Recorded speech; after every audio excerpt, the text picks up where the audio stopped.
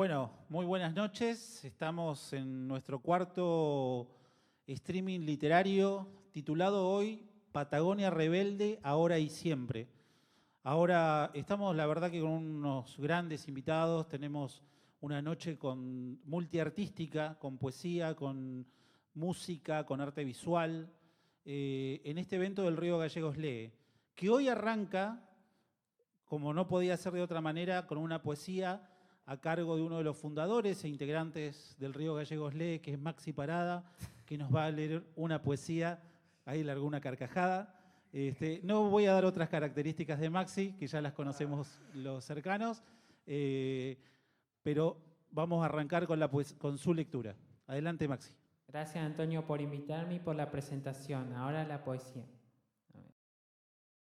Estas palabras abren los sepulcros. Estas palabras abren los sepulcros y dejan huesos a la vista. Osamentas, a plena luz del día, reciben, por fin, el viento de las llanuras.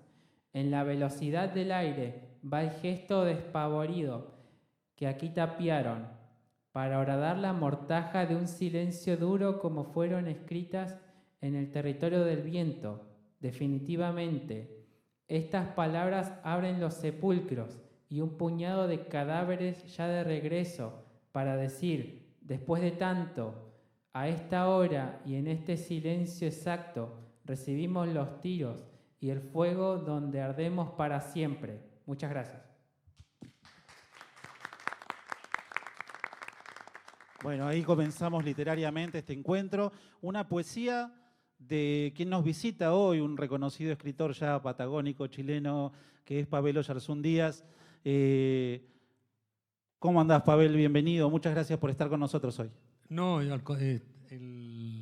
me siento muy congraciado nuevamente de estar aquí, nuevamente convocado a través y en torno a este tema que nos es tan caro a todos. Como bien sabemos, la Patagonia es un territorio que compartimos para bien o para mal en lo histórico. Hay elementos de nuestra historia que nos hermanan, ¿no? Somos sin duda una continuidad permanente. Por lo tanto, para mí estar aquí, escuchar además esos versos que escribí hace mucho tiempo, y es un honor, es un gusto estar aquí y compartir esta mesa con todos ustedes.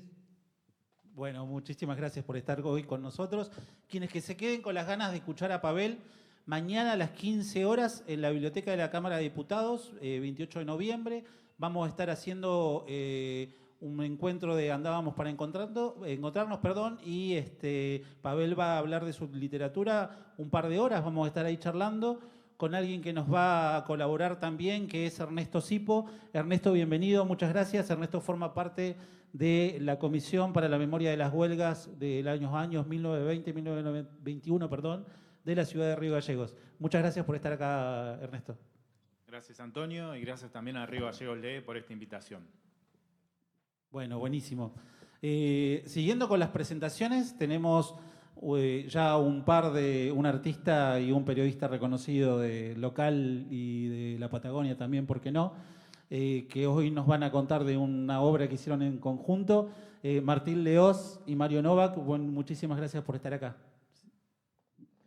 Muchas gracias, Antonio. La verdad que un placer, un gusto estar nuevamente en Río Gallegos Lee, porque hemos participado otras veces. Y bueno, estamos para compartir este momento que la verdad que siempre es importante estar, compartir y con todos ustedes. Muy bien. Bueno, Antonio, muchas gracias a todos los presentes también. Un poco para darle contexto a la obra que hicimos junto con Martín, la cantata de las huelgas, que es llevar musicalmente la historia de lo acontecido hace más de un siglo. Bueno, bienvenidos y muchas gracias. Ya vamos a estar profundizando eso. Les comentamos a todos los que vean este video, el viernes próximo a las 20 horas va a salir un directo, un falso vivo, que la producción es de Guaraique Estudios, a cargo de Juno Pérez Méndez. ¿Cómo andás, Juno? Saludo. y el sonido de M Sonidos de Manuel Flores, que son los que se dedican a todo el tema de la producción, ¿sí? Bueno, continuando con las presentaciones, le damos la bienvenida a la figura académica quizás de esta mesa, que es Romina Berens. Muchas gracias, Romina, estuviste en las carreras hoy, así que muchas gracias por estar acá acompañándonos. Gracias, Antonio, muy agradecida por la invitación. Vengo en representación también de mis compañeras de la Comisión por la Conmemoración de los 100 años de las Putas de San Julián. Es verdad, soy docente investigadora, pero también vengo de la militancia feminista, que es un poco lo que más me convoca a esta mesa. Perfecto, ahí estamos con esa presentación. Y finalmente un artista visual que trae su obra hoy a Río Gallegos, que viene de Caleta Olivia, que nos acompañará hoy y también mañana en el encuentro que andábamos para encontrarnos, va a exponer su obra, también la pueden ver ahí. Luego de que terminemos con esta charla, seguramente pueden acercarse, charlar con ella, conocer de cada uno de los cuadros. Igual vamos a profundizar también sobre su obra. Muchas gracias, Dora López, que hoy nos acompaña y que nos visita. Bueno, un placer estar acá representando a mi localidad, Caleta Olivia, con esta producción artística visual que vengo desarrollando hace muchísimos años y que esté hoy presente. La verdad que es un placer que puedan conocer todo este trabajo que vengo desarrollando hace mucho tiempo. Bueno, me parece que hay un tema que nos convoca en la reflexión y que nos lleva a quizás abrir el primer diálogo. La idea de esto es conversar, los aquí presentes, liberadamente, descontracturadamente también, así que si ustedes quieren de alguna forma también dialogar entre ustedes, lo podemos hacer, no hay problema. Y ocurrió un hecho bastante impactante que por ahí es necesario arrancar. Yo creo que con eso la figura acá de Osvaldo Bayer es una figura central, fundante quizás, basal. El 25 de marzo, justo un día después del Día de la Memoria, su monumento fue de alguna forma conflictuado, por decirlo de alguna manera, hablando bastante diplomáticamente. Y yo quería tirar ese primer tema para poder dialogar, ¿no? Porque me parece que es un acto de justicia para Osvaldo que podamos arrancar con él. No sé, Ernesto, si querés arrancar vos, porque ser uno de los representantes de la Comisión de Río Gallegos, también hicieron acciones posteriores para de alguna forma visibilizar y reivindicar eso que sucedió. ¿Qué reflexión te merece eso que sucedió? Sí, tal cual. Además de lo que vos decís, que fue un día después de los 49 años de lo que se conoce como un genocidio, el golpe militar, cívico y militar de 1976, ese mismo día, 25 de marzo, también era el día del y de las trabajadoras de prensa. Y eso tampoco es casual, porque tenía que ver también con la memoria de Rodolfo Walsh. O sea que todo esto que pasó con la destrucción del monumento de Osvaldo Bayer fue un ataque a la memoria y un ataque a la reivindicación, ¿no?, de quienes nosotros consideramos que son nuestros propios muertos, o sea, ya sean los 1.500 fusilados, como también tiene que ver con quienes fueron desaparecidos, los 30.000 del 1976. Y claro, nosotros desde la comisión apenas nos enteramos de lo que había ocurrido, decidimos sacar un comunicado obviamente repudiando esto que había ocurrido, pero también planteando cuál es el fin de ese ataque. Que aunque ahora quieran decir de que porque molestaba el monumento o que se habían equivocado, sabemos que no es así, sabemos que tiene que ver con el discurso que está planteando La Libertad Avanza, ese discurso de reivindicar al genocidio, de atacar, ¿no?, esta otra parte de la historia y ese negacionismo, ¿no?, que siempre tratan de instalar, y es por eso que el comunicado nosotros dijimos, eso es lo que pasó, es reivindicar. Sí, de hecho, los que vivimos acá y circunstancialmente pasamos por esa ruta, lo que menos hacía esa figura era molestar, ¿no?, porque hasta quedaba media en un lugar que no se veía, ¿no? No sé, alguien más de la mesa, que Mario, no sé qué reflexión tenés al respecto. Bueno, yo creo que se expresó todo el mundo respecto de esto. Cuando digo todo el mundo, hablo de los periodistas, los dirigentes, y coincido con las palabras de Sipo. Se trató de un hecho registrado con posterioridad al día 24 de marzo de 1976. Convengamos que la figura de Bayer tuvo un tardío reconocimiento en la provincia de Santa Cruz. Y cuando digo tardío, estoy haciendo referencia al tiempo donde realmente se lo consideró. No debemos olvidar que para él filmar La Patagonia Rebelde fue casi una proeza, porque el propio gobernador de entonces, don Jorge Zeppernich, le dijo: apuren, terminen con la película porque hay órdenes de López Rega y del gobierno nacional de frenar esto.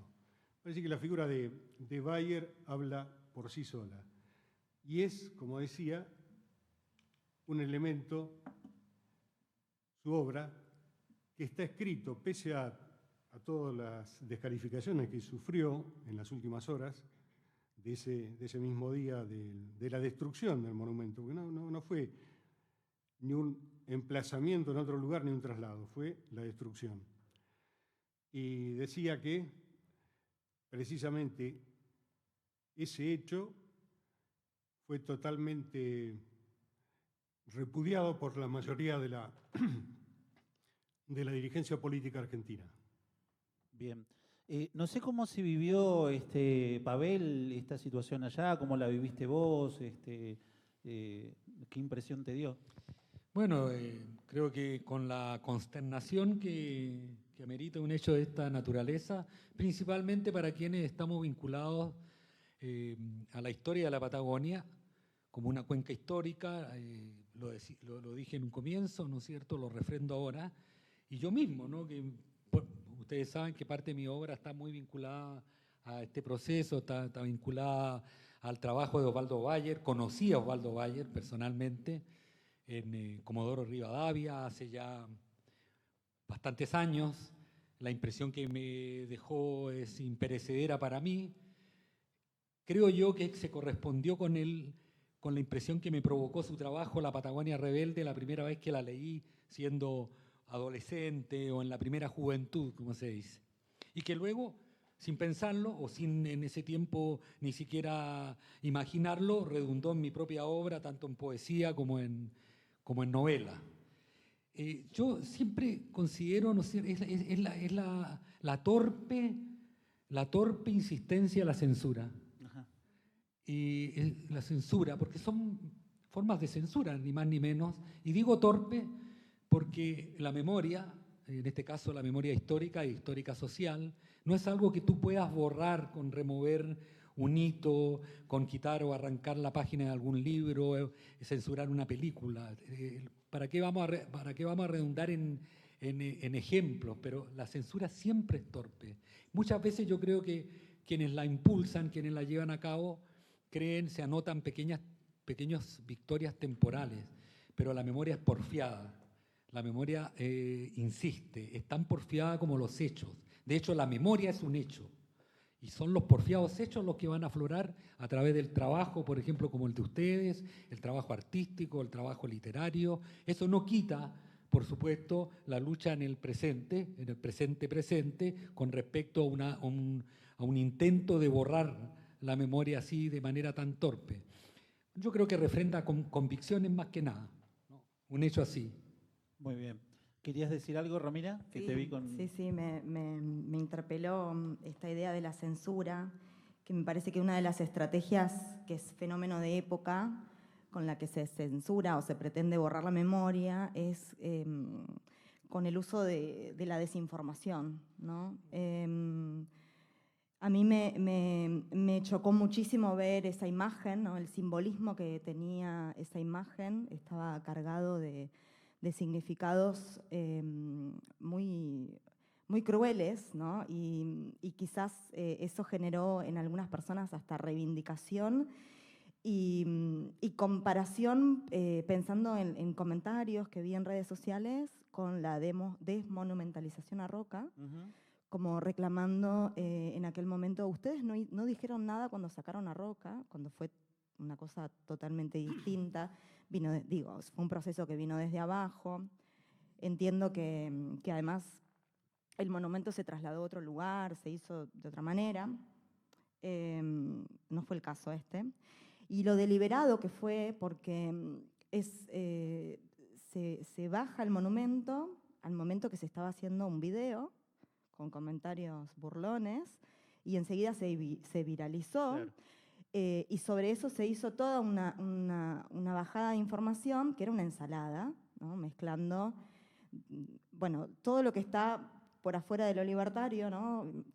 Pro indígena, kirchnerista, defensa de la ideología de género, una ensalada que es muy difícil para nosotros y nosotras poder desarmar ese discurso en la vorágine que tiene un medio digital, redes sociales, que es un poco el jaque que nos están haciendo, ¿no? La desinformación y apelar todo el tiempo a un sentido común y reductor de la realidad. Sí, y lo otro que yo pensaba, que un poco cuando vos hablaste de feminismo y también cuando Pavel habla de esto de la censura, la reacción que genera, ¿no? Porque de pronto en la opinión pública pasó otra vez a Bayer a destacarse, ¿no?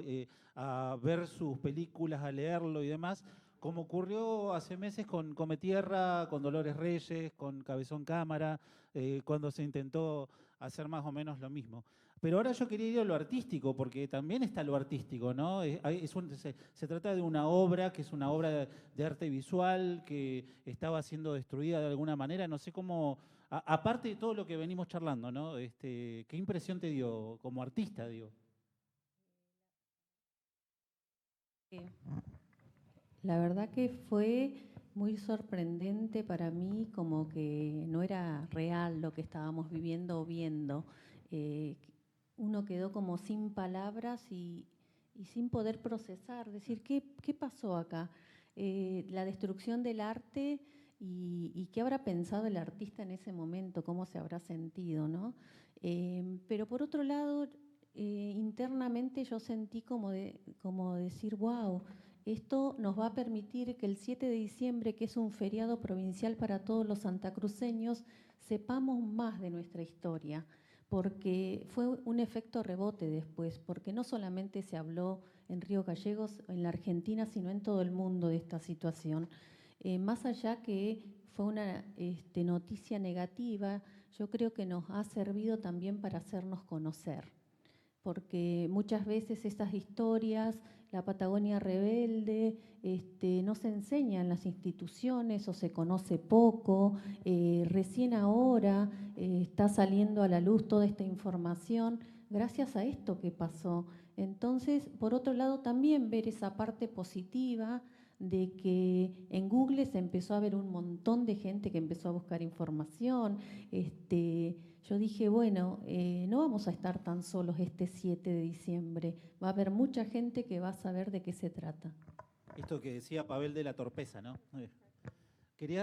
Sí, Mario.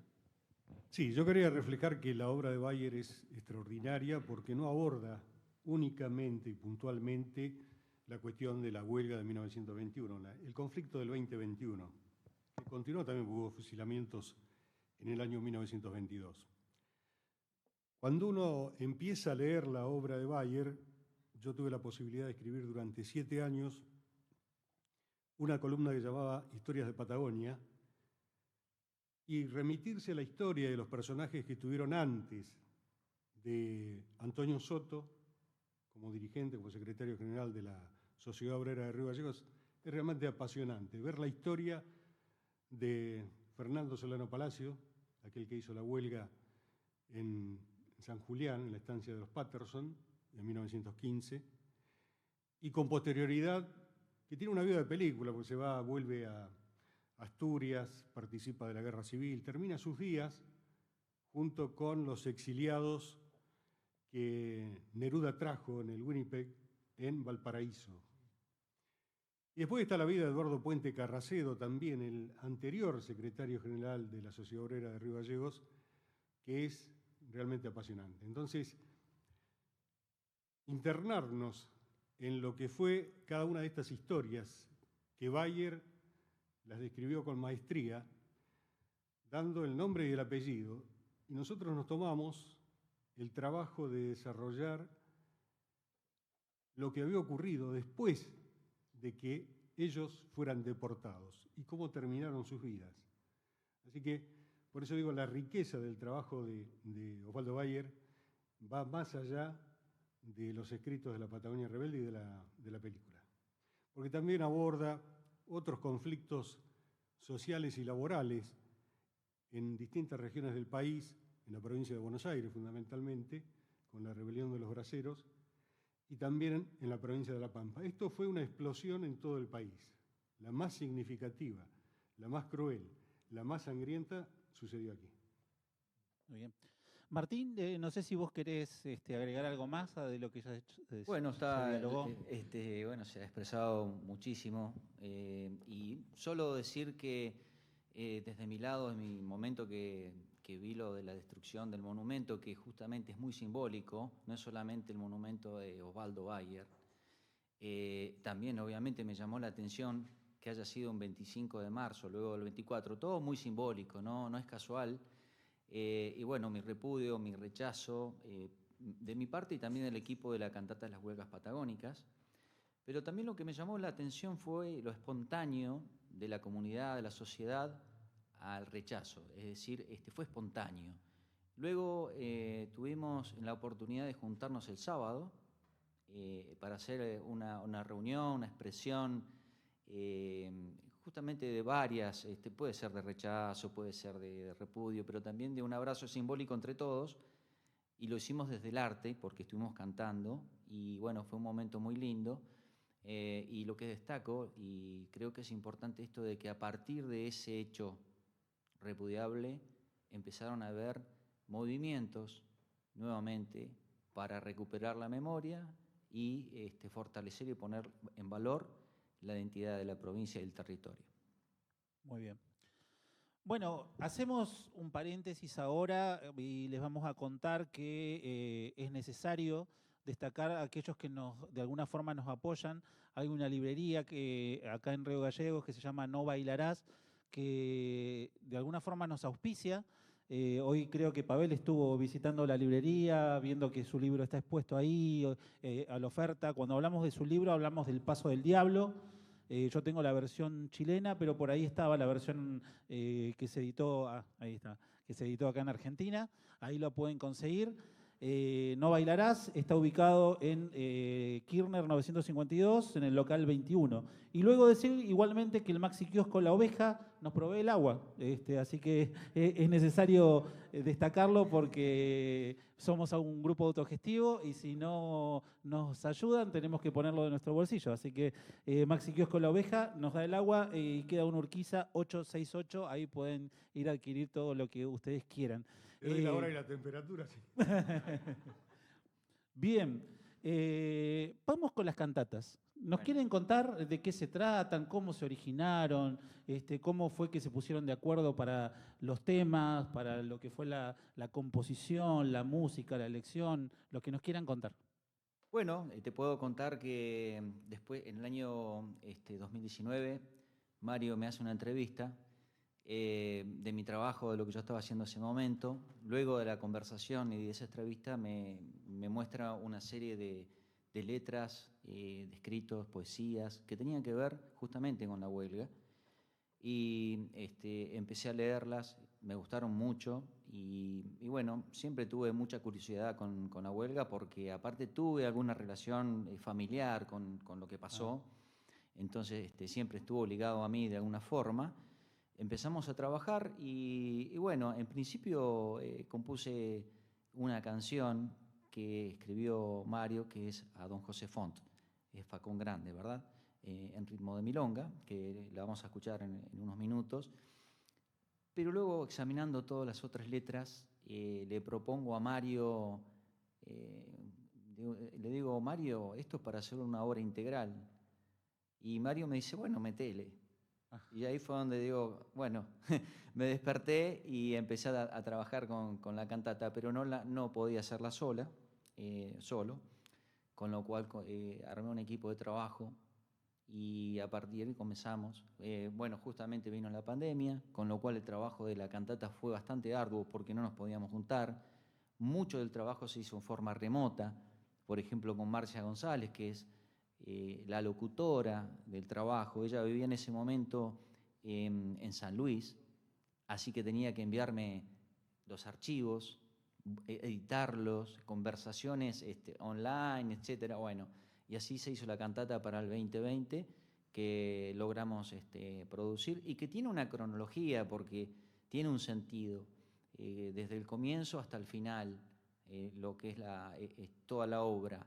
Obviamente que no es exactamente igual porque sería muy difícil, pero bueno, esa sería la primera parte de la cantata, y en el 2021 la segunda parte, que finaliza con la muerte de Varela, y en el 1922 con el hecho de, bueno, de las putas de San Julián sacando a escobazos al ejército argentino, ¿no? Y bueno, ese es un poco el resumen de la cantata de las huelgas patagónicas desde mi perspectiva. Mario, si querés aportar algo más y contarnos. Sí, la obra fue concebida en una etapa de tranquilidad absoluta como era la pandemia. Y nos llevaba la intención de escribirle a quienes no le habían escrito musicalmente. Facón Grande es una figura muy renombrada, muy cantada, pero faltaba alguna canción para Albino Argüelles, que fue el único dirigente socialista que tuvo la columna central, que encabezaba la columna central de la Sociedad Obrera. Entonces decidimos cantarle a Argüelles, a Uterelo, a Facón Grande y también al hombre común, al asturiano Eulogio Alonso, ese que dejó una famosa frase. Quienes han visto a la Patagonia Rebelde saben quién era el alemán Otto. Entonces le dan a elegir entre un caballo y un fusil, y ahí surge, ahí nace la milonga del asturiano. Así que bueno, esa es más o menos la síntesis. Fue un trabajo lindo, con poco apoyo comercial, por así decirlo, pero un lindo trabajo, con mucho reconocimiento. Si hubiésemos sido papeleros, nos hubiésemos llenado de plata. Sí, de verdad fue reconocida. Bueno, aprovecho a comentarlo, Sí, ¿no? sí, Porque la verdad que nos supuesto. sentimos con orgullo de lo que hicimos, ¿no? Con los pocos recursos que tuvimos, pero fue reconocida a nivel provincial, en la mayoría de los consejos deliberantes, la Cámara de Diputados, Consejo Provincial de Educación, está en la currícula, está aprobado para que en las escuelas se pueda escuchar y trabajar con la obra. Eso es sumamente importante. Sí, sí. Luego el Ministerio de Cultura de Nación también lo reconoció, y el Senado de la Nación reconoció en forma unánime. Y la verdad que eso nos sorprendió, pero fue así. Está reconocido por el Senado de la Nación en forma unánime. No hubo grieta ahí. No hubo grieta. Bien. Bueno, entonces vamos a querer escuchar un poco, ahí te vamos a invitar, Martín, para que te ubiques. Yo mientras les cuento que esto que se está filmando hoy va a salir en YouTube en vivo el viernes 16 de mayo a las 20 horas. De hecho, nosotros vamos a estar acá en un cuadradito y al costado va a haber un chat, así que todos aquellos que estén mirando en este momento y quieran hacer comentarios, preguntas, no sé, reflexiones en relación a lo que estuvimos charlando sobre Bayer, todo lo que quieran aportar, adelante nomás. Les cuento que a los presentes que mañana, 10 de mayo, vamos a estar en un encuentro literario que titulamos Andábamos para encontrarnos. Ahí va a estar presentándose Pabelo Yarzún Díaz con su literatura, ahí va a hablar en extenso, vamos a charlar conjuntamente con Ernesto, que de alguna forma vamos a tratar de intentar de hacer un diálogo para todos los presentes durante un par de horitas. Luego a las 5 de la tarde Manuel Figueroa y Mariela Navarro van a estar presentando alguna antología en la que participan, y a las 18 horas vamos a estar presentando algunos de los 30 escritores de la provincia de Santa Cruz, una antología que hemos titulado Santa Cruz Lee, que hace poco y recientemente presentamos en la Feria Internacional del Libro en Casa de Santa Cruz y que ya ha sido presentado en Puerto Santa Cruz por los 4º integrantes que forman parte de esa antología. Así que ahí va la invitación a todos los presentes que quieran ir mañana, va a estar muy lindo y además va a estar en exposición nuevamente estos cuadros que nos trajo Dora desde Caleta Olivia para que quizás puedan hacerlo con un poco más de paciencia, con un poco más de recorrido y ver los colores y las demás propuestas del artista visual. Así que creo que ya está todo preparado. No sé si me dicen que sí o que no, ahí me están diciendo que sí, para que Martín Leos nos ofrezca una canción de la cantata justamente. Esta milonga a don José Font fa con grande.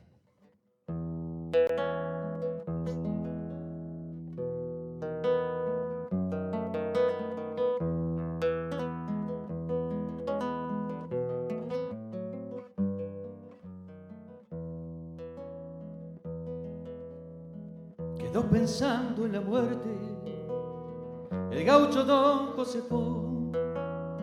Triste destino le espera cuando enfrente al pelotón. Lució orgulloso las dichas que a su tumba llevará. Vivió creyendo que siempre una mano había que dar.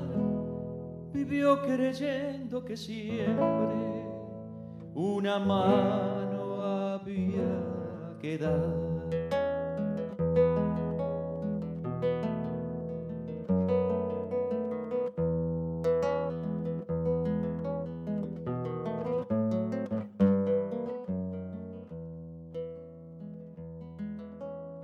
Vino de suelo entrerriano,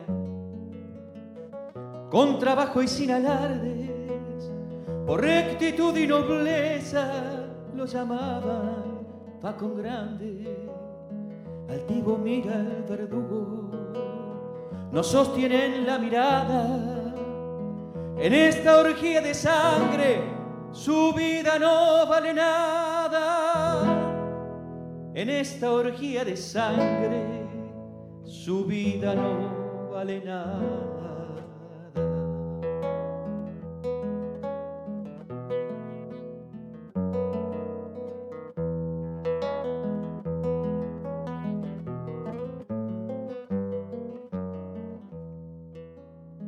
Injusto final del hombre, 4 balazos y al hoyo, aturde el grito del gaucho, así no se matan criollos. Creyeron que matarían esa leyenda que nace. Fusilan a José Font, pero vive Facón Grande. Fusilan a José Font, pero vive Facón Grande.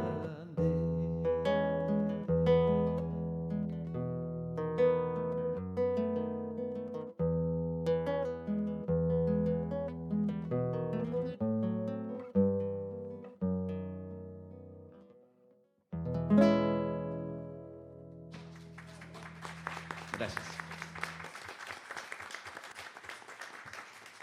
Martín Leos.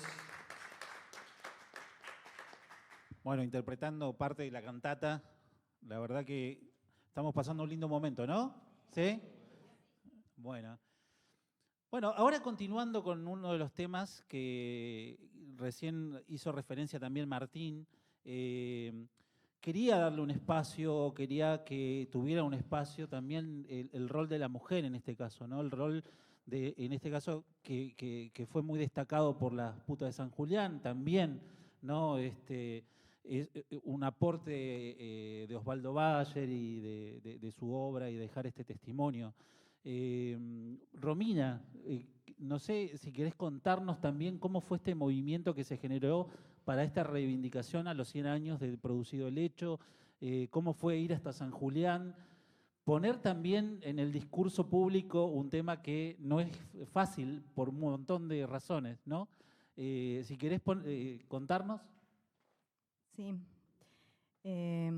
Bueno, como te comentaba antes de arrancar, para ser respetuosa de aquellos y aquellas académicas que trabajan la temática de las huelgas, yo no me dedico a estudiar estos temas, pero cuando se estaban por cumplir los 100 años y participando, por supuesto, de eventos donde se reivindican la memoria, actos, bueno, lecturas, nos preguntábamos, ¿dónde están las mujeres en las huelgas? ¿No? Veíamos una ausencia que nosotras, siendo militantes feministas, creíamos que había que intentar cambiar.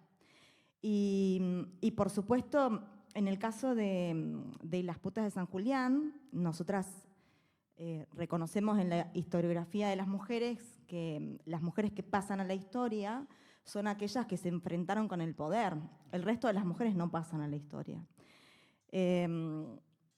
Entonces, teníamos como dos intereses ahí. Bueno, preguntarnos cómo habían participado las mujeres de las huelgas. Ahí nos encontramos con los trabajos de Patricia Sampaoli, arqueóloga, junto con su equipo, que entrevistaron mujeres que tenían algún vínculo con bueno, comerciantes de la época, eran esposas o hijas, nietas, y contaban como las experiencias que habían tenido siendo niñas. Y sobre las putas, lo que a nosotras más nos interpelaba era que lo que aparecía era la valentía de las mujeres, ¿no? Y solo se mencionaba eso. Estoy hablando en lo que es la recuperación de la memoria, ¿no? Entonces nosotras que teníamos ganas de decir algunas otras cosas más, porque obviamente nuestra principal reivindicación era poder darle lugar a las trabajadoras sexuales de hoy, que se sentían muy emocionadas de conocer esa historia, porque lo primero que ellas van a decir es, los huelguistas eran sus clientes. Entonces, ellas salen a defender como solidaridad de clase, ¿no? Siendo trabajadoras, bueno, aquellos que conocían y que tenían vínculos, que tenían relaciones afectivas, sexoafectivas probablemente. Y eso habla de la dignidad de las trabajadoras sexuales, que tal vez hayan sido las únicas, ¿no? Como lo dice Bayar, que dijeron algo en el medio de tanto silencio.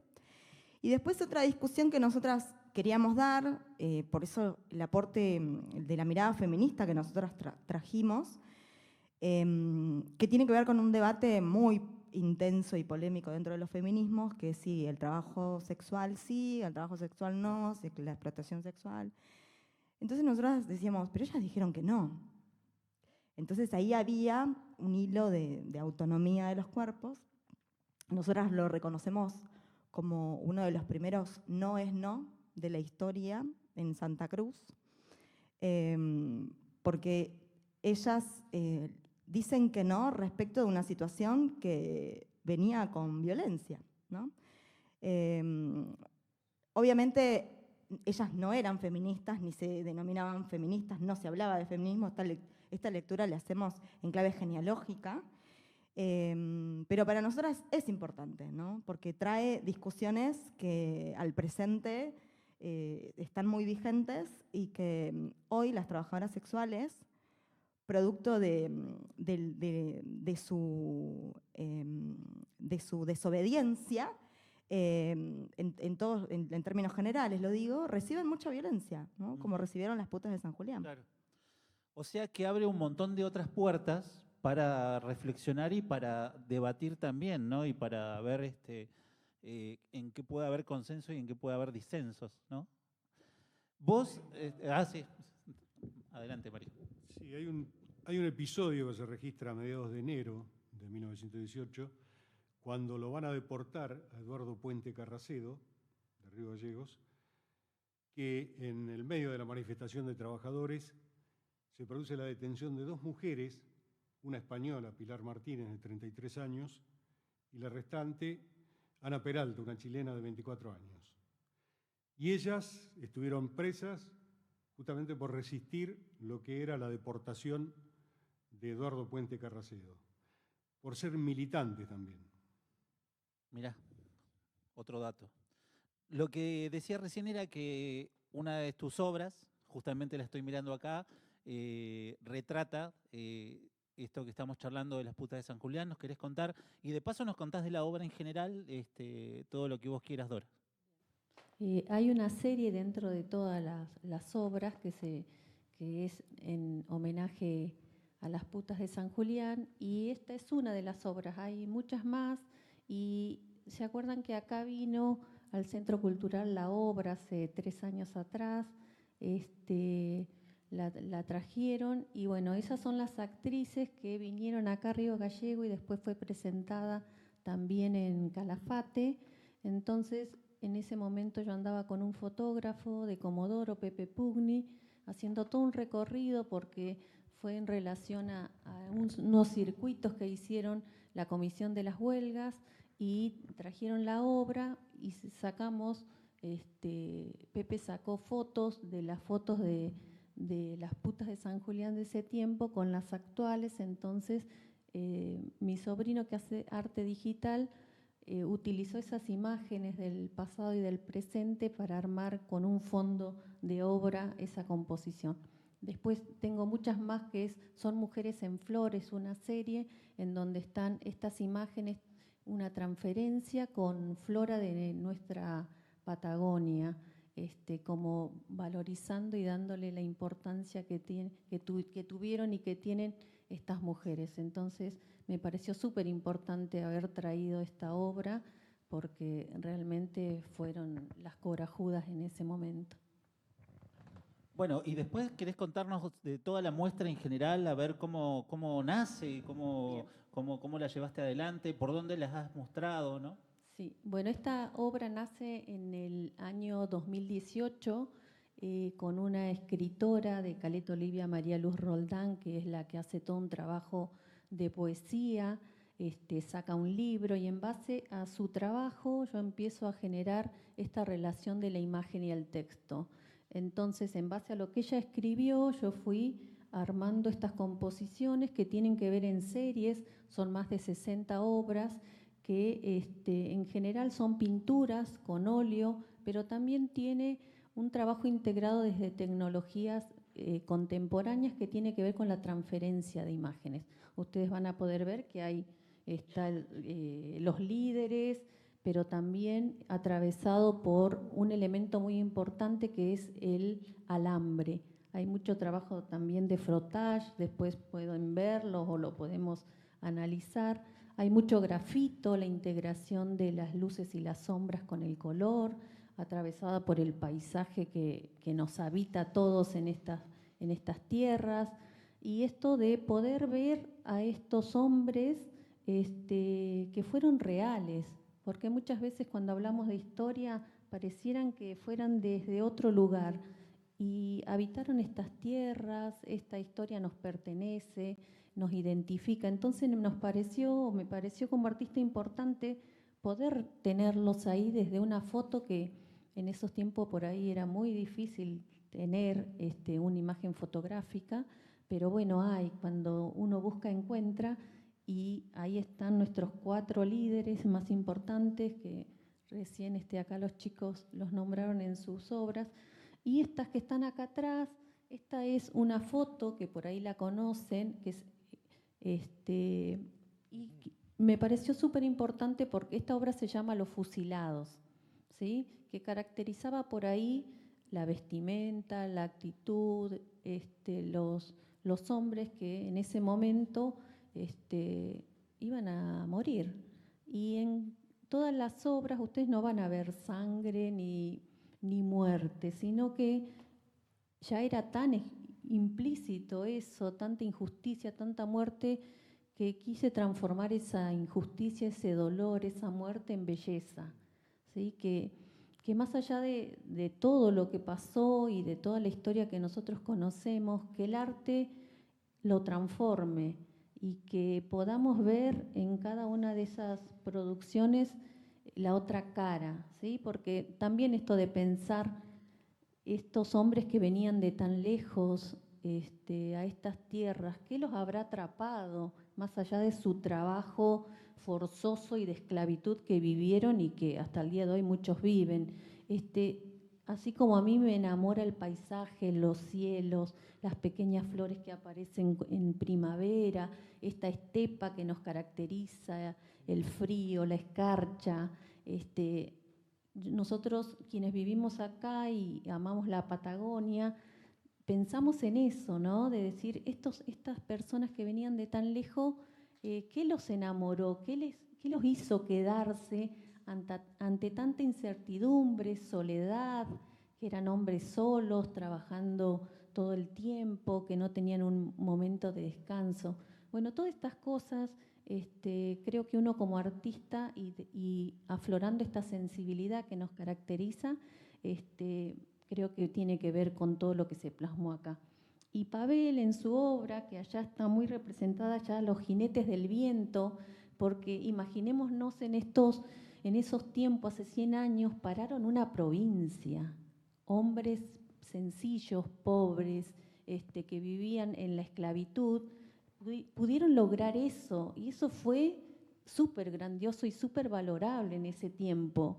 Hoy, cuando venía en la ruta, que salí de Caleta a las 6:30 de la mañana, venía y yo me sorprendí de decir, wow, esta gente que viajaba a caballo o caminando, y hoy que nosotros venimos en auto, cómodo, calentito, escuchando la radio, con una iluminación que podemos parar.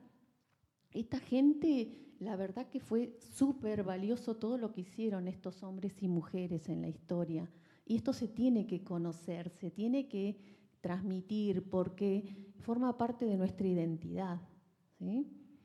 Bueno, esta obra que está acá, termino con esta, se llama Los Oficios, porque no solamente los peones rurales comenzaron con la huelga, sino que también fueron otros gremios, y está representada en esta pintura todos los gremios que participaron hasta que, bueno, después quedaron solos los peones rurales, ¿no? Esto también fue un trabajo de buscar cómo era la vestimenta de esa época, cuáles eran las herramientas, cómo se alumbraban, cómo vivían. Bueno, tiene que ver con poderlos traer a la vida a estos seres humanos que formaron parte de nuestra historia. Eso. Muy bien, un aplauso para Dora, que trajo su obra a Río Gallegos, que la muestra, que la explica, que nos cuenta. Bueno, ahora vamos a hacer un nuevo paréntesis artístico, mientras Antonella se va acomodando para la lectura.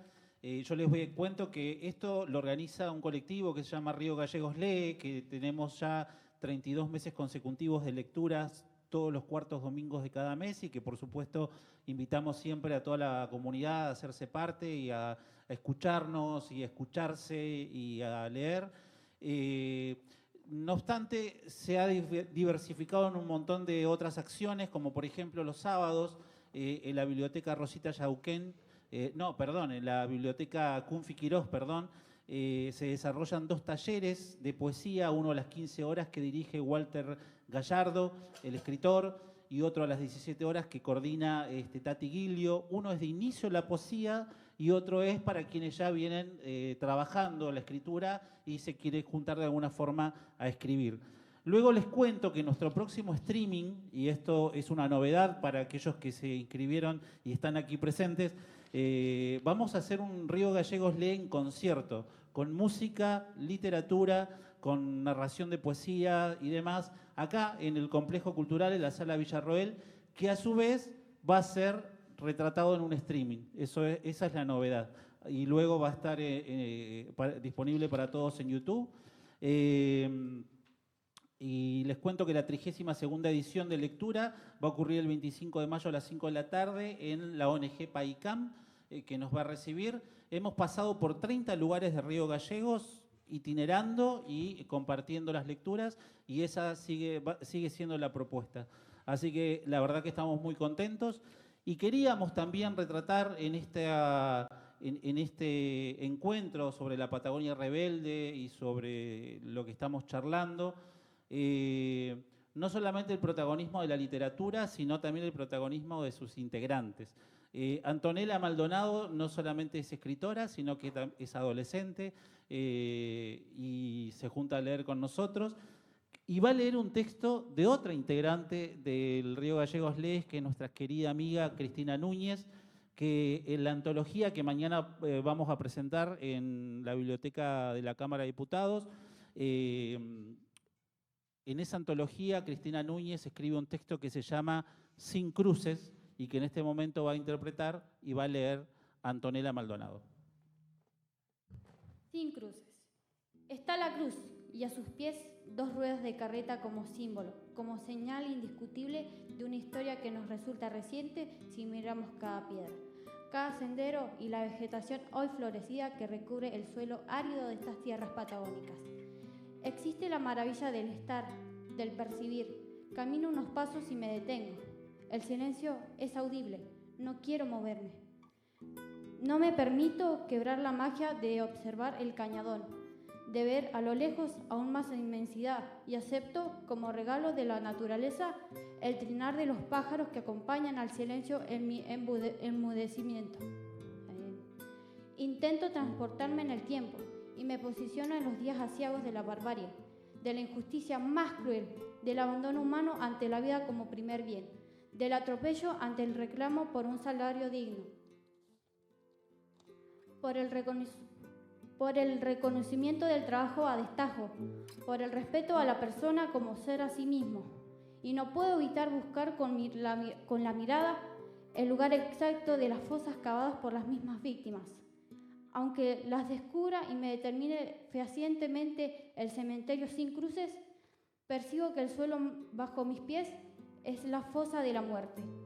En el aire se respira el aroma de la flor de la mata negra. Me pregunto, ¿qué aroma se percibiría ese día de asesinos? La muerte tiene olor, toda muerte tiene olor. Al recordar a estos 200 trabajadores asesinados y enterrados en una fosa común, sin una razón valedera, solo por el goce de la criminalidad a mansalva, por la traición a la humanidad, por el desprecio a los valores esenciales de la vida humana. Aún hoy cobra más valor el sinsentido de la decisión de gatillar contra inocentes. Y ese efecto sigue produciendo mal olor. Muchas gracias.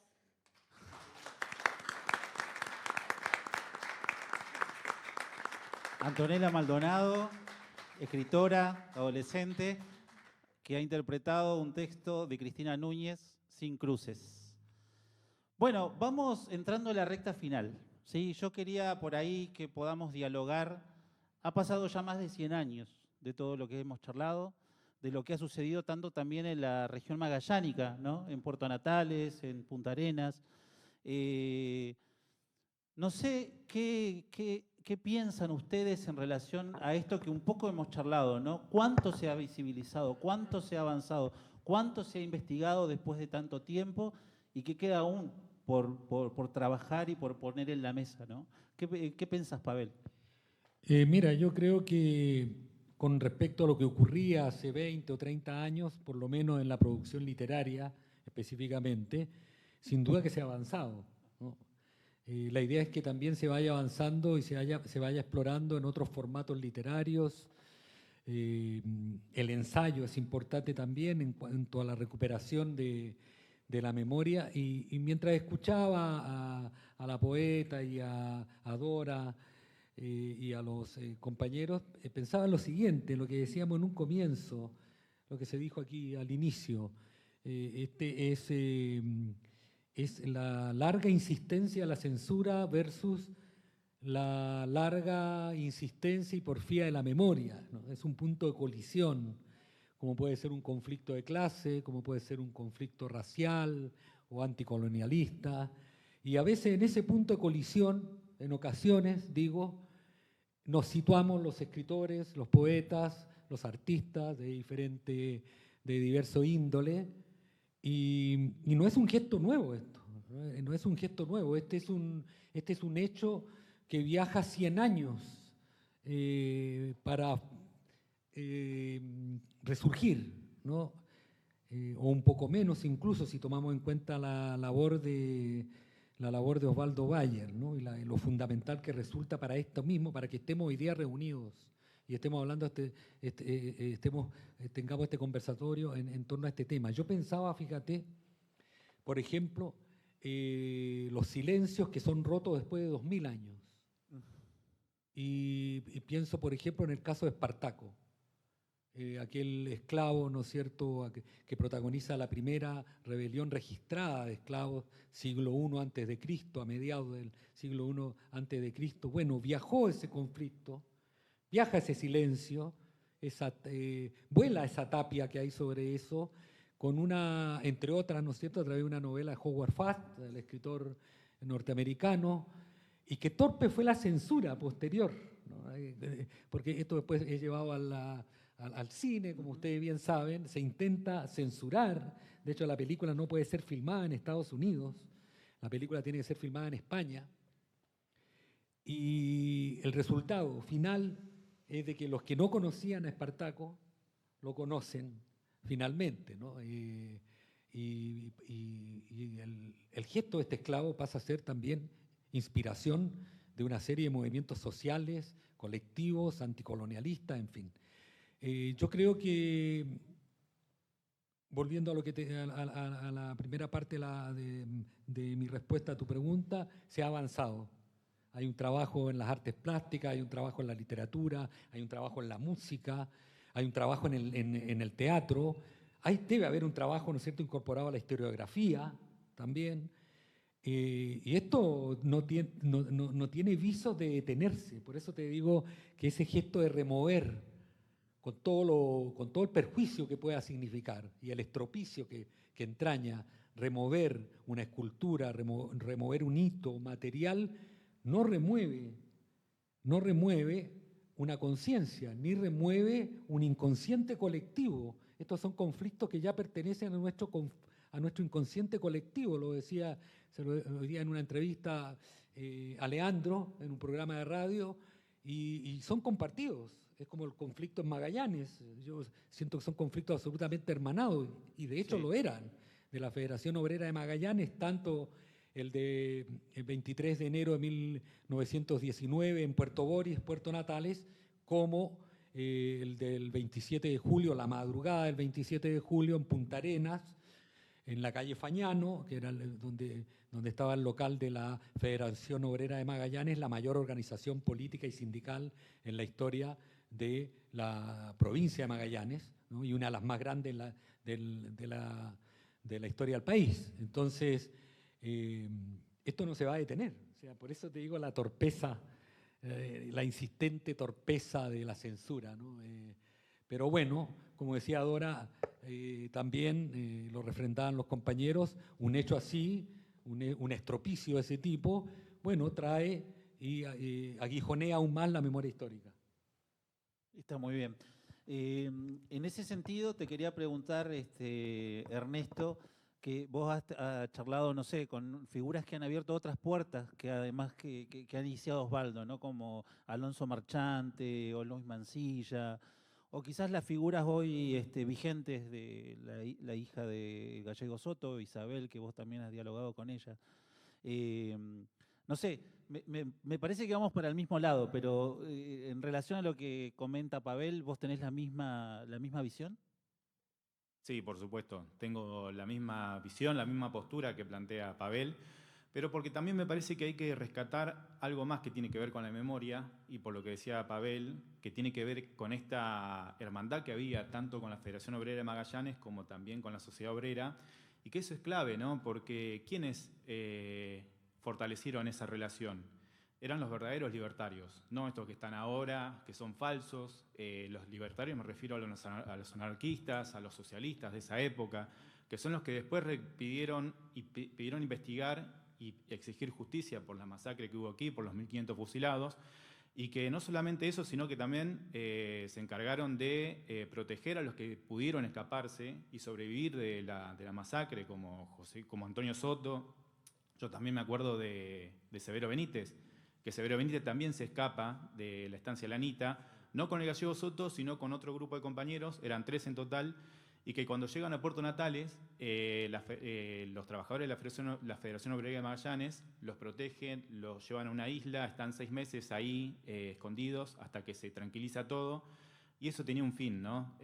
La cuestión de que obviamente sobrevivan, pero también de que después puedan denunciar todo esto que pasó y que lo hicieron, de hecho. Gallego Soto después va a venir para aquí a Río Gallegos a tratar de denunciar, aunque lo expulsan.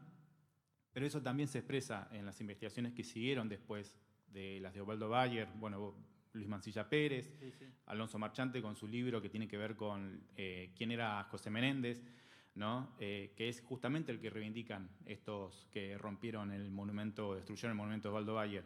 Me parece que lo que está bueno también desde el arte es que también eso se toma, porque también voy a mencionar lo que salió hace un mes atrás, el disco de Miguel Cantilo, Cierto.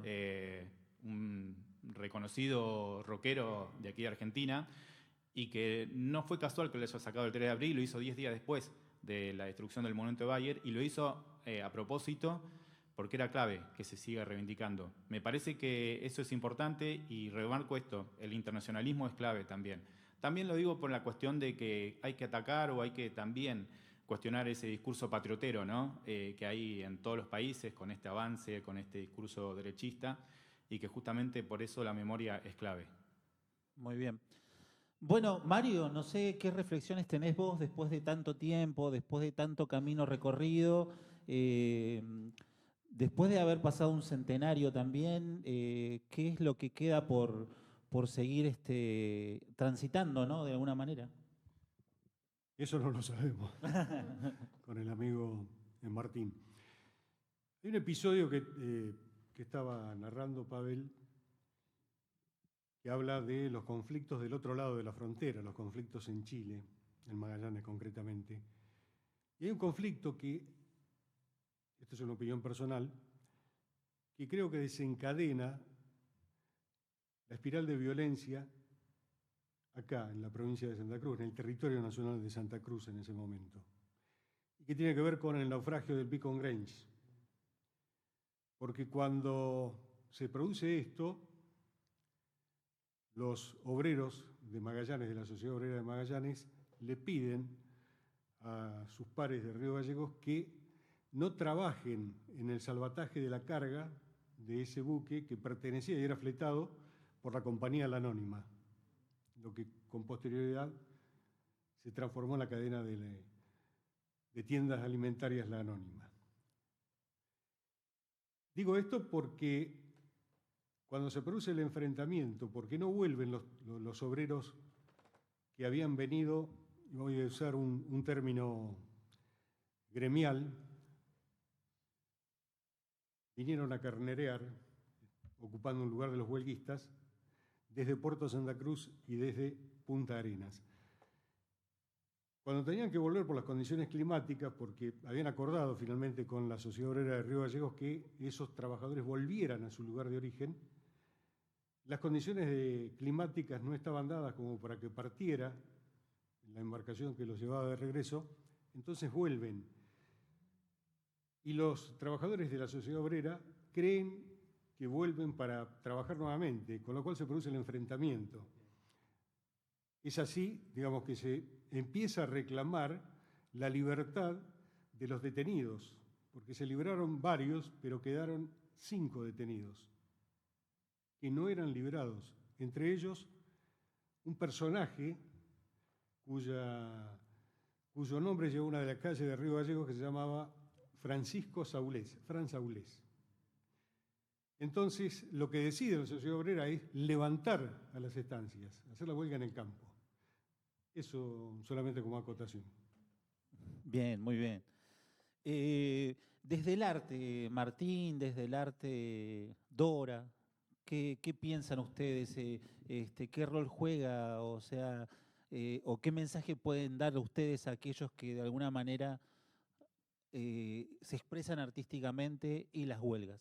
Y para mí es muy importante porque es un mensaje que atraviesa de otra manera el mensaje justamente. No es lo mismo leer un libro que escuchar una canción o una letra que generalmente se puede escuchar cientos de veces y que cada vez que la escuchás probablemente entiendas o sientas algo diferente, en un contexto diferente, en un viaje, en tu casa, entonces creo que el arte, y en especial la música, que es lo que a mí me toca producir, tiene una llegada muy importante. Y creo que hoy, con los medios que existen, a través de YouTube y otras plataformas, llegamos al mundo con la música, ¿no?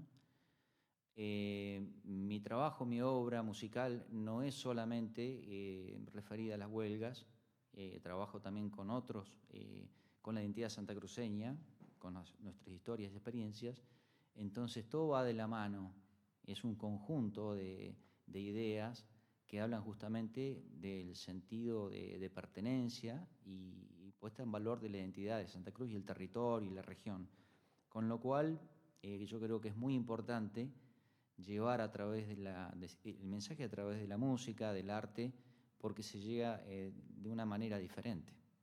Muy bien. Dora, ¿coincidís? Sí, totalmente, porque yo creo que muchas veces nos vamos volviendo menos humanos con todo lo que nos rodea y todas las facilidades que nos da la tecnología. Y yo creo que el arte nos vuelve otra vez al eje, a volvernos seres más sensibles, a conectarnos con la naturaleza, a sentir que formamos parte y que gracias a esta madre tierra estamos acá y que muchas veces nos sentimos como más poderoso que ella. Y realmente, bueno, todas las manifestaciones artísticas tienen que ver con esto de mirarse para adentro primero, conocerse y a partir de esto que podemos llegar a sentir, poder volcarlo y que el objetivo del arte es tener este público que pueda ser receptivo ante lo que uno hace y que el objetivo se cumple cuando el otro se sensibiliza ante lo que ve, ante el recuerdo de la historia que nos caracteriza, pero despierta esa fibra que muchas veces la tenemos dormida. Y el arte, estoy convencida que tiene que ver con eso y que a su vez también sana. El arte sana en el sentido de que nos permite conocer esta historia que está tan escondida y que nos pertenece. Así como dice Martín, yo como artista no solamente trabajo desde las huelgas, sino que trabajo desde una obra que voy a presentar en Caleta el lunes que se llama Reverdecer en el invierno sureño. Ajá. Es una obra que la vengo desarrollando hace 5 años como artista y tiene que ver con esta identidad santacruceña que comenzó en pandemia. Y cuando uno se involucra en estas temáticas y hablar de uno, porque los artistas trabajamos muchas veces en forma solitaria, en nuestra casa, en nuestro taller, pero de qué manera uno se enriquece es en esto, en el trabajo con el otro, en el intercambio, en esto de generar esta empatía, de saber que tenemos ganas de hacer conocer lo que hacemos.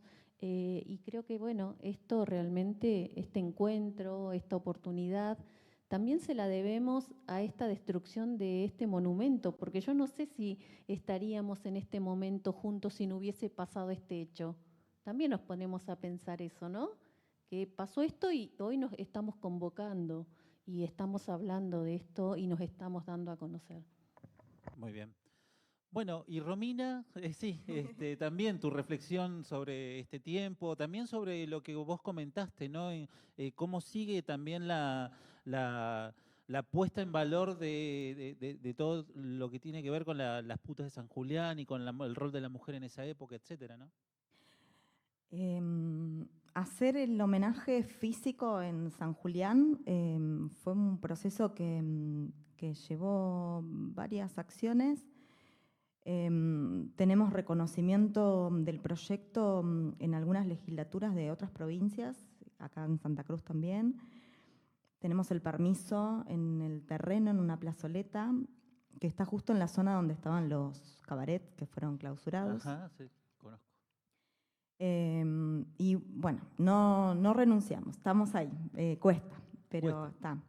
Lo que me parece interesante de compartir en esto de cómo seguimos, algo que nos pasó en este proceso, fue que la primera vez que en mi caso fui a San Julián por este tema, acompañada de la secretaria general del Sindicato de Trabajadoras Sexuales, Georgina Orellano, de AMAR.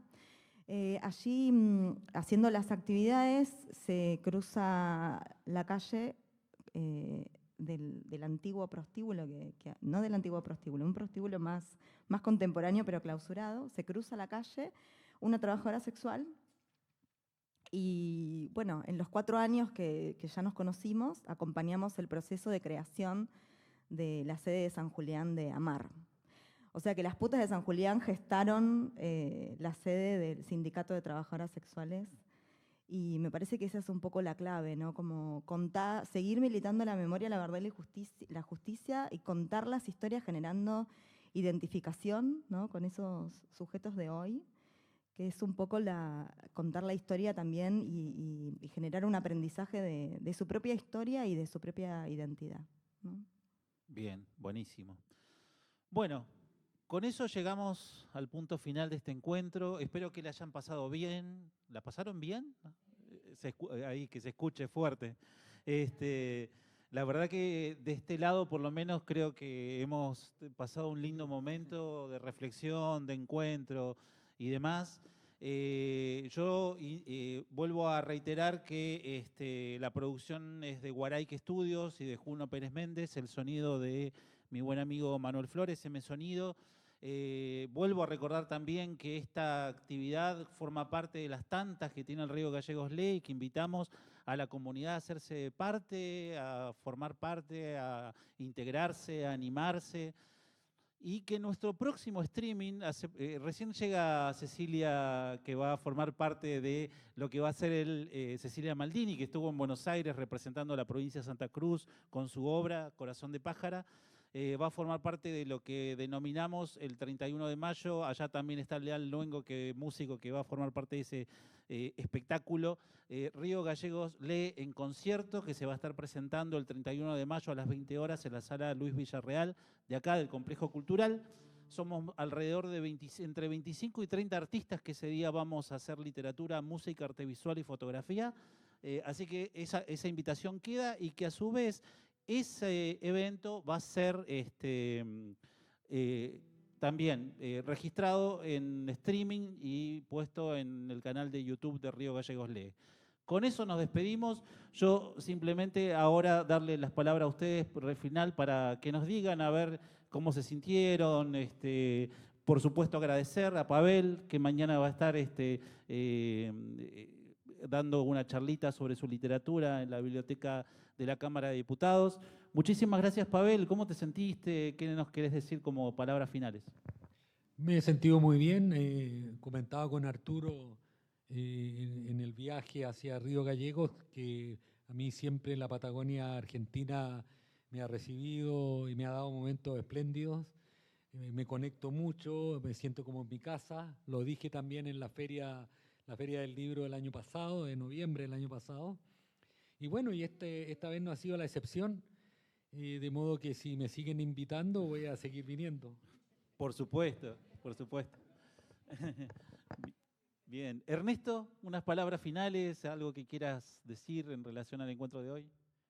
Bueno, muchas gracias por esta invitación, por esta charla, y bueno, siempre remarcar que al menos de la comisión siempre buscamos, ¿no?, la manera de reivindicar a aquellos fusilados, a aquellos protagonistas de la huelga, siempre haciendo un ida y vuelta, ¿no?, con el pasado y presente, siempre planteando que la clave, más allá de los monumentos, de cualquier cuestión, también es reivindicar las luchas que se dan hoy también, ¿no?, de los trabajadores, las trabajadoras, y eso es lo que me imagino que Osvaldo Bayer estaría diciendo, si estuviera, y no solamente él, sino también quienes fueron parte de la huelga, porque esa era la clave de esto. Al menos de la comisión, quienes la integramos, también lo agrego a Luis Ibarra Filemón, que gracias a él se conformó esta comisión, buscamos eso, y que creo que de alguna forma lo logramos. Justamente por lo que contaba Martín, el 29 de marzo pasado hicimos una actividad que tiene que ver con esto, ¿no?, una manifestación. Para mí, ante cada ataque que haya, hay que manifestarse de cualquier manera, en las calles, que lo hicimos nosotros, y también de manera artística, y eso me parece que es importante hacerlo. Porque es lo que ellos van a intentar siempre, ¿no? Que nadie se movilice, que nadie se manifieste, que todos nos sintamos derrotados y todo lo contrario. Hay que hacer todo lo contrario de lo que ellos quieren. Está bien. Esto también, lo que estamos haciendo hoy, ¿no? Dora, unas palabras finales. Muchas gracias por venirte desde Caleta, Olivia, por ofrecer tu obra, por ofrecerla mañana en la Cámara de Diputados. Aquellos que están presentes, mañana entre las 15 y las 20 horas aproximadamente, esta obra va a estar expuesta, así que ahí pueden también charlar con ella, sacarse dudas, mirarla más de cerca. Muchas gracias.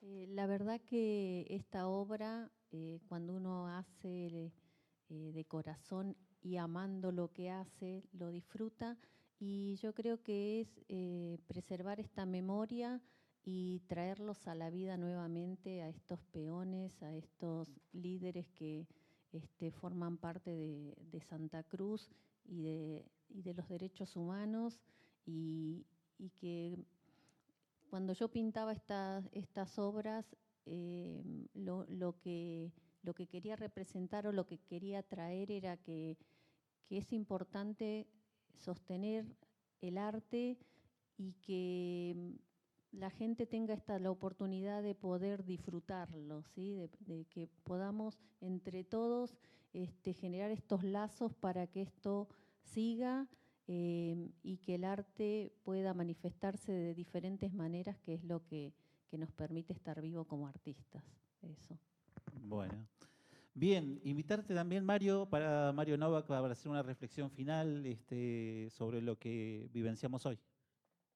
Primero agradecerle a la comisión que organizó de este Río Gallegos Lee, y fundamentalmente la canción de despedida que va a ser, ¿no?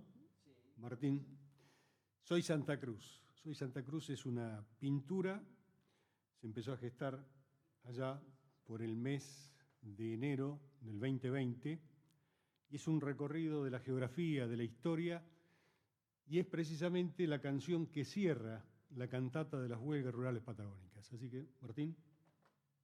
Vamos a hacer la reflexión ahora de Romina, que nos queda, nuestra invitada también, lo que vos quieras comentar y decir. Agradecer muchísimo la invitación, de verdad, en relación a pensar justamente qué lugar ocupaban las mujeres en las huelgas. Me parece que es una pregunta que era una deuda. Así que hay mucho ahí para seguir trabajando, me parece. Y también mencionar, porque hemos aprendido mucho de la mesa por la memoria de las huelgas de San Julián. Justamente ayer, en las jornadas de comunicación, se pasó el documental de Polly Walker, 5 putas y una misa. Wow. Sí, y a Marita Molina también, que aprendimos mucho de ellos y ellas. Así que también mencionar y agradecer que, bueno, todos tenemos una mirada para aportar y en eso estamos. Bien. Bueno, el agradecimiento a todos los integrantes de Río Gallegos Lee hoy que estuvieron aquí presentes, a los que estarán mañana, a todos nuestros invitados. Y vamos a cerrar hoy este streaming, este encuentro literario, con una canción, ya la anunciaron, Soy Santa Cruz, de Martín Leós y Mario Novak. Y bueno, decir con esto, y con esto nos despedimos, que si es Bayer, es bueno. Muchas gracias, Antonio, compañeras, compañeros presentes. Bueno, vamos con Soy Santa Cruz.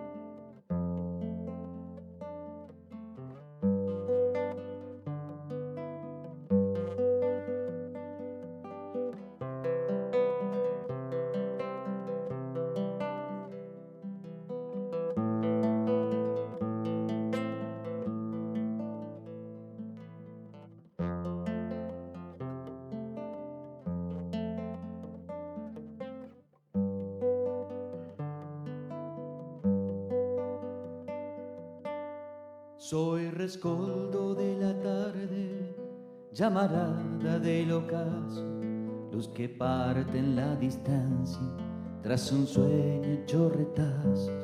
Soy la tierra milenaria de los vientos y nevadas, con su gente originaria, tantos siglos olvidada.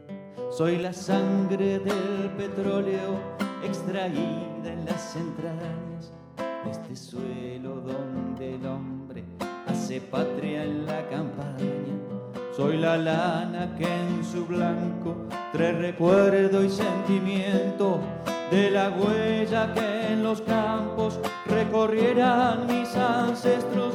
Soy la estirpe carbonera de una cuenca que no quiere que sea solo una quimera, cual promesa echada al viento.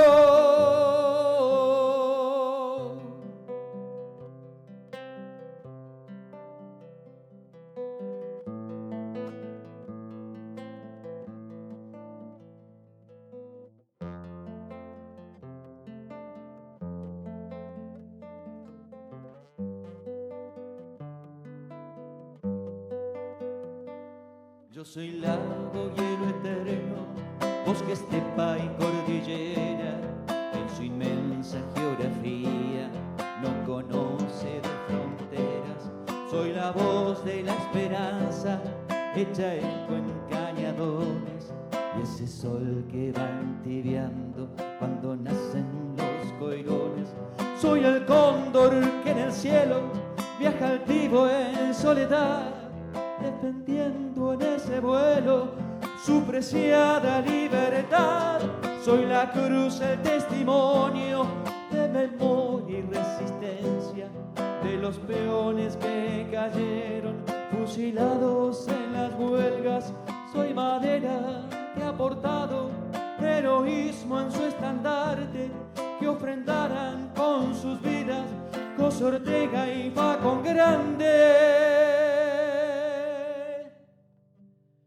Soy quien sueña como tantos que otra página se escrita para al fin poder decir Santa Cruz, tierra bendita. Soy Santa Cruz, soy Santa Cruz, soy Santa Cruz.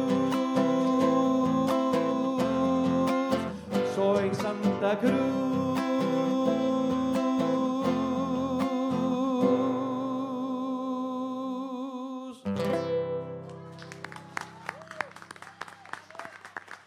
Muchas gracias.